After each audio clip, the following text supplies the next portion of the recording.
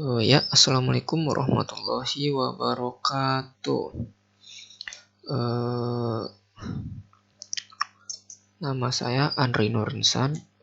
Saya adalah mahasiswa Teknik Informatika di salah satu universitas ternama di Sumbawa, yaitu Universitas Teknologi Sumbawa. Nah, di sini kita akan menjelaskan tentang Python. Nah, di sini kita akan mengenal Python lebih dalam beserta aturannya. Pada kesempatan kali ini kita akan mulai belajar memahami lebih dalam tentang Python. Kita akan belajar mengenai yang pertama ada alur pembuatan program Python. Yang kedua ada aturan penulisan sintak di Python. Ketiga statement Python. 4 tipe data dan variabel. 5 identasi. Nah, langsung saja tanpa berlama-lama. Yang pertama kita memulai belajar Python. Untuk memulai belajar Python, kita sendiri harus memerlukan media untuk menulis kode programnya. Nah, terdapat dua media yang dapat digunakan untuk menulis kode Python, yaitu ada mode interaktif Python, kedua ada IDE atau text editor. Nah,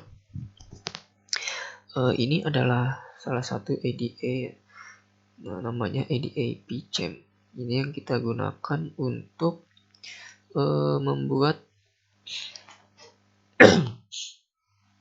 project dengan bahasa Python. Ada mode interaktif Python. Python adalah sebuah alat sekaligus fitur yang disediakan Python sebagai tempat media atau wadah untuk menulis kode Python.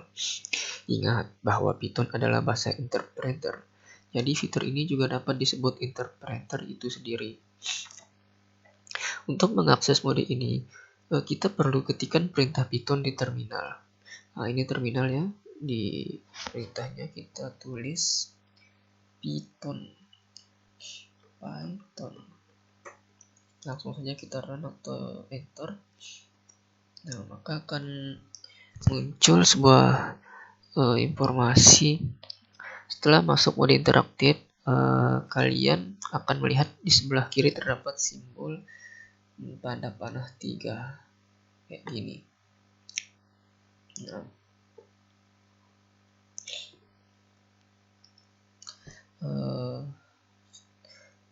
simbol ini menandakan bahwa Python siap untuk menerima perintah dari pengguna.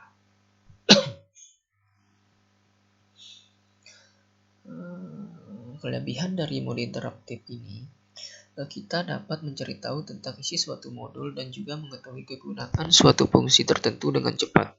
Untuk dapat melakukan hal tersebut, kita butuh dua fungsi berikut. Yang pertama ada fungsi dir, yaitu fungsi yang untuk menampilkan berbagai fungsi yang tersedia pada suatu modul. Kedua ada fungsi help, yaitu menampilkan dokumentasi suatu fungsi. Nah, untuk praktiknya coba kita buka mode interaktif kalian dan import sebuah modul, misalnya sini modul maths. Kita tulis saja import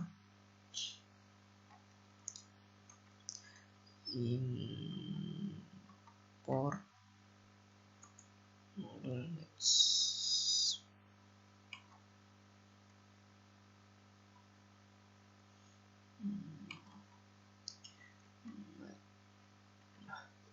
Import math. Kita enter. Selanjutnya masukkan modul maths ke dalam parameter fungsi dir. Di sini kita masukkan saja fungsi dir.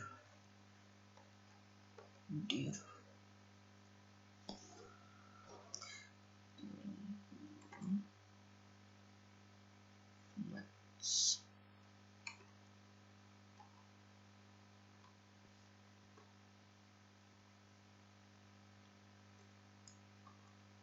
Kita tutup kurung. Langsung saja kita enter. Nah, sini ada keluar. Nah, kemudian pilih salah satu fungsi untuk kita lihat dokumentasinya, misalkan xp. Nah, di sini kita tulis saja help.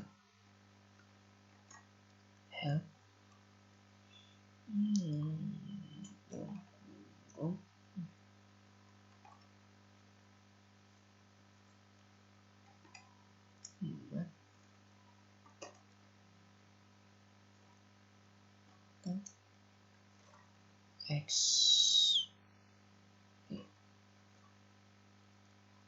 Tutup kurung. Nah, langsung saja kita enter.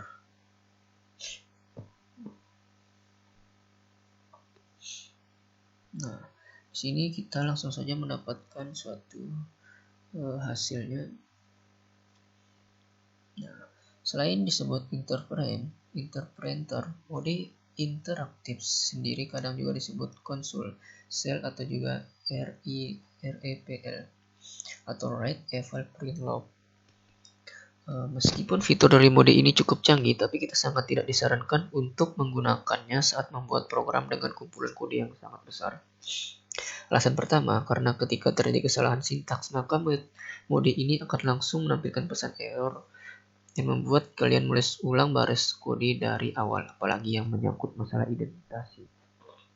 Kemudian ketika mode ini ditutup, maka baris kode program yang sudah dibuat sebelumnya tidak akan disimpan. Baris kode tersebut akan dihapus. Lantas, kapan mode ini cocok digunakan? Nah, mode ini cocok digunakan saat kita perlu yang pertama, perhitungan kalkulator. Kedua, mengetes suatu modul atau fungsi tertentu. Ketiga, itu mengetahui kegunaan dari modul atau fungsi tertentu, dan lain-lain. Lanjut, kita menulis kode program Python di IDE atau text editor. Kode program atau script Python yang besar dan kompleks lebih disarankan ditulis menggunakan IDE atau text editor. Apa itu IDE atau text editor? Apakah keduanya sama? Untuk mengetahui jawaban tersebut, kita bisa kunjungi link berikut. Ditunggu ya. Terdapat macam IDE dan text editor yang dapat kalian gunakan untuk belajar Python.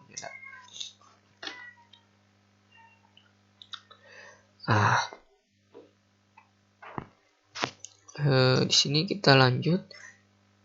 Kita di sini akan membuat hello world di Python via IDE. IDE yang saya gunakan saat ini ada yang namanya IDE PyCharm. Nah, IDE yang khusus untuk Python. Pertama-tama kita sudah membuka IDE PyCharm-nya. Ini adalah IDE PyCharm. Ini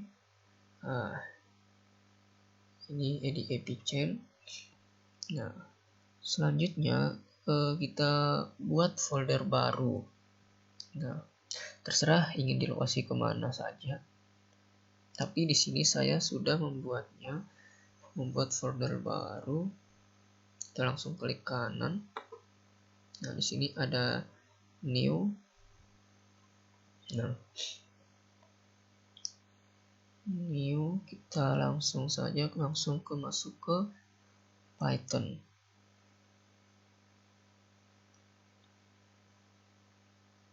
File. Nah, kita beri nama di sini misalnya coba aja ya. Coba aja.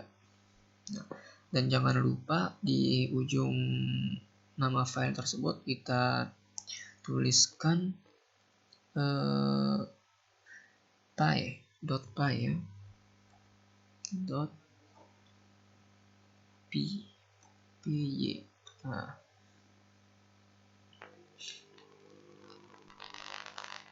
langsung saja kita enter ya. Nah, di sini sudah ada.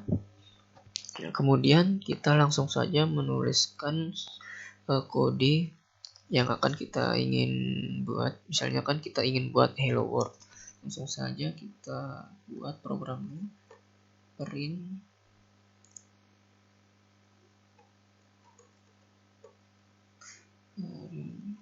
dalam kurung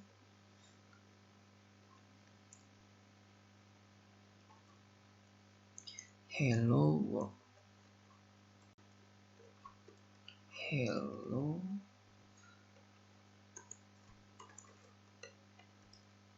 world.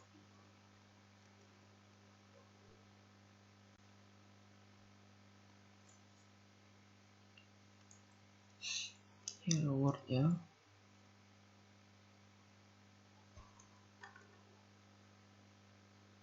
Nah, Dan selanjutnya kita tinggal menjalankannya saja. Cara menjalankannya saja kita bisa pilih tab round atau tekan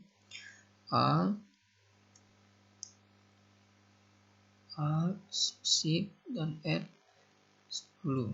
Nah, kita run, dicoba aja. Bismillahirrahmanirrahim. Kita menunggu sebentar, tunggu beberapa detik. Nah, di sini sudah muncul hasil dari program yang tadi kita tuliskan hello world. Di sini muncul hello world, kawan-kawan. Nah,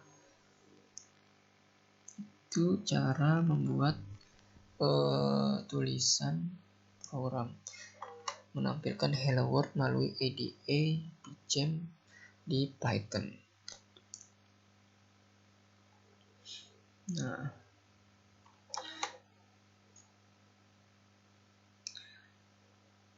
selanjutnya alur pembuatan program Python. Untuk alur pembuatan program Python dapat diurutkan sebagai berikut. Yang pertama, ada skrip Pythonnya dibuat. Kedua, kemudian skrip tadi akan diterjemahkan ke bentuk binar oleh interpreter Python. Hal ini bertujuan agar sistem komputer mengerti apa isi dari skrip tersebut. 3. Barulah setelah itu sistem komputer mengeksekusi perintah tersebut. Ada aturan penulisan sintak di Python. Sama halnya dengan bahasa pemrograman pada umumnya, Python juga memiliki aturannya sendiri dalam menulis sintak. Aturan-aturan ini wajib dipatuhi oleh para programmer dan pengembang. Bagaimana jika tidak dipatuhi? Ya, tentu saja akan terjadi error atau kesalahan penulisan sintak dan menyebabkan program yang dibuat tidak akan berjalan sebagaimana mestinya. Nah, di sini kita langsung saja masuk ke statement Python. Dimulai dari hal paling mendasar, yaitu penulisan statement atau pernyataan pada Python. Beberapa bahasa seperti C, C++, Java, dan lain-lain setiap kali selesai menulis satu statement wajib diakhiri dengan titik koma, sedangkan Python tidak membutuhkannya, tidak perlu. Nah, kita contoh saja di sini. Kita buat programnya.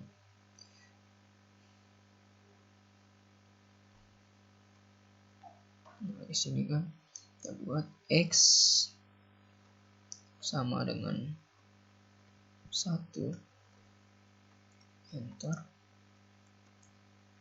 Y sama dengan 2, enter. Z sama dengan 3, enter. Jadi X,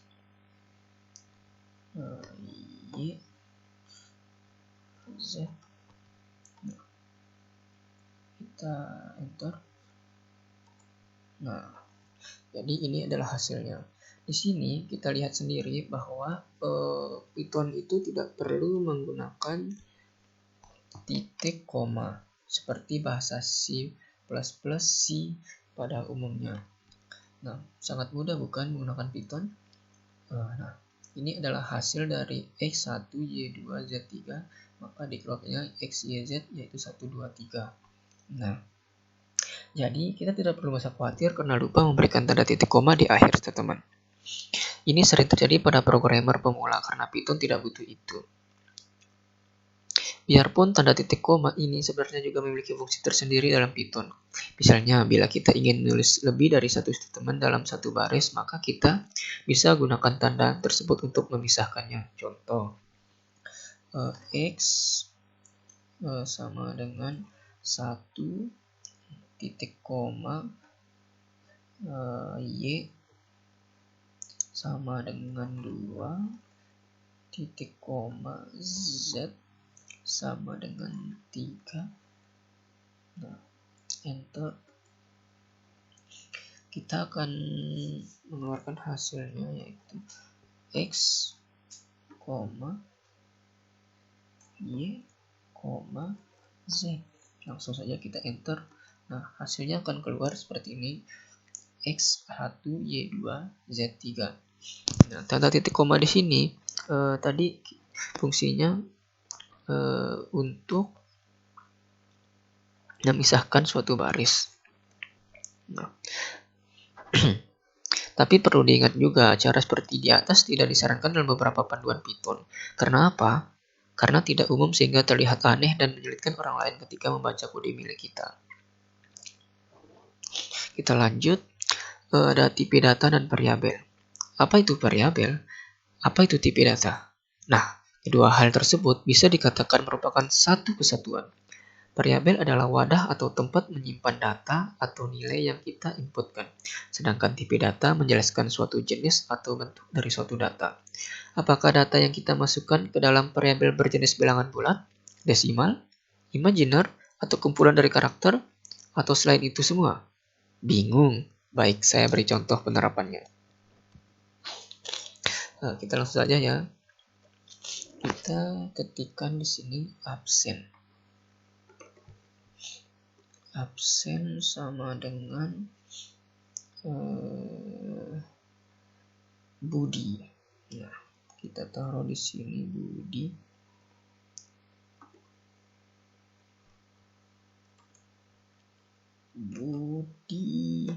Budi menjanjikan kemenangan. Nah, kita enter siswa ya. Langsung saja masukkan variabel siswa sama dengan 1. Sini kita masukkan nilai sama dengan 100.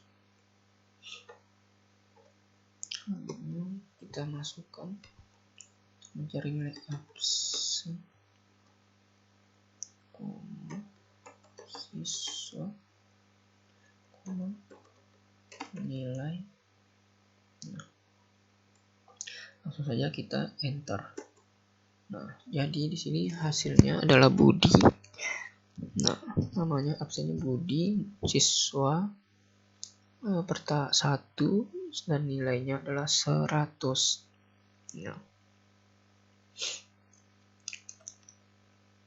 Nah, di sini tipenya kita gunakan tipe absen. Yang kedua, tipe absen itu kan menggunakan tipe kelasnya integer. Tipe siswa ini kita gunakan string. Kita tipe nilai float.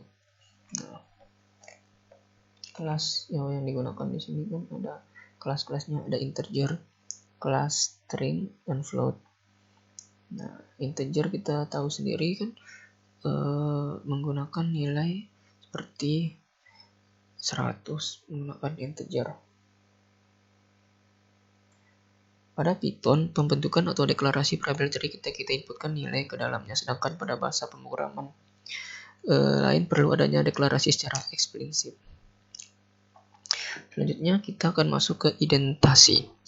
Karena pada blok kode seperti perulangan, percabangan, fungsi, dan lain-lain yang termasuk blok kode, Python tidak memulainya dari tanda kurung kurawal, maka Python memanfaatkan teknik indentasi. Apa itu indentasi? Nah, indentasi merupakan space atau ruang yang masih belum mengerti. Coba lihat contoh yang akan saya buat ini. Nah, yang pertama kita buat contoh yang benar. For i in ring 10 titik 2.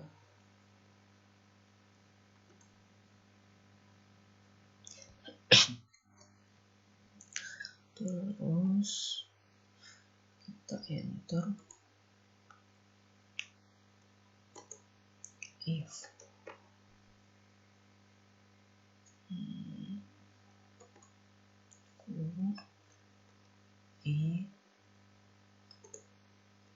persen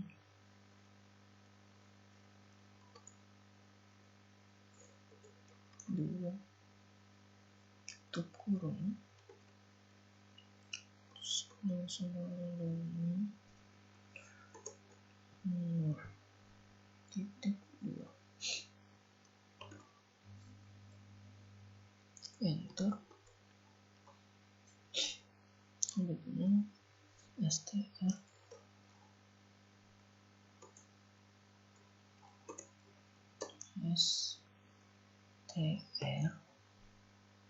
dalam kurung i plus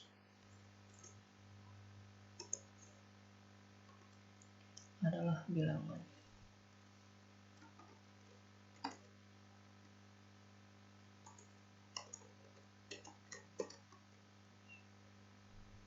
Enter.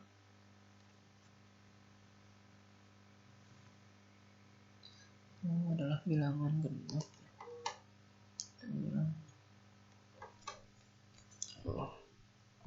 Maaf ya, salah ketik, kita ulang lagi.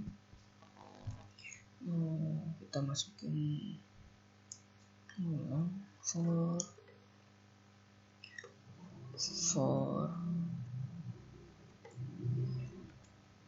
for i in range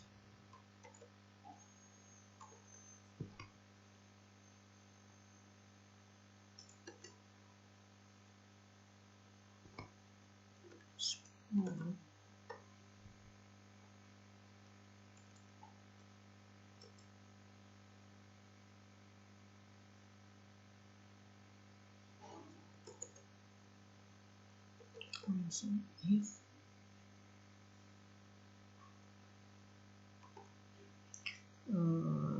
i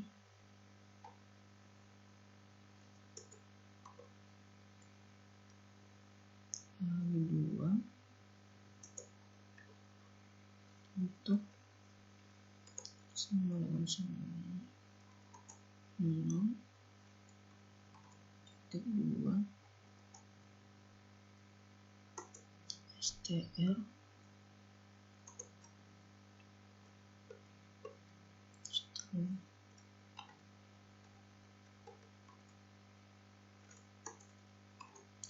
plus kita tulis di sini adalah bilangan genap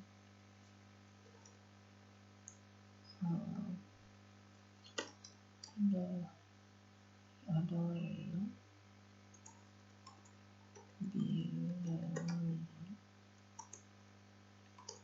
genap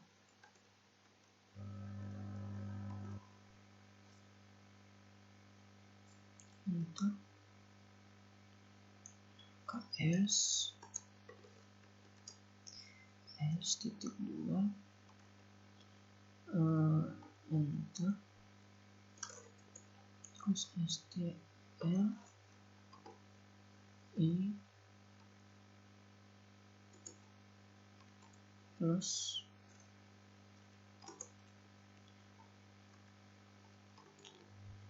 adalah bilangan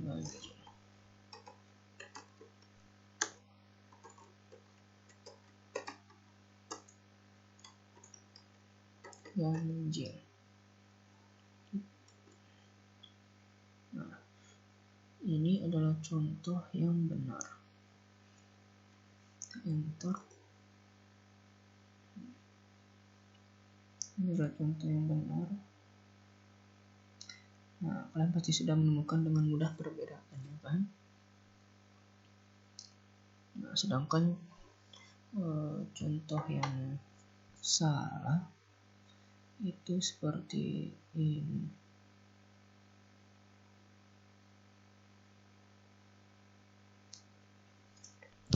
Nah, mungkin itu saja yang dapat saya sampaikan. Lebih kurangnya mohon dimaafkan. Wabillahi taufiq wal hidayah. Wassalamualaikum warahmatullahi wabarakatuh. Terima kasih.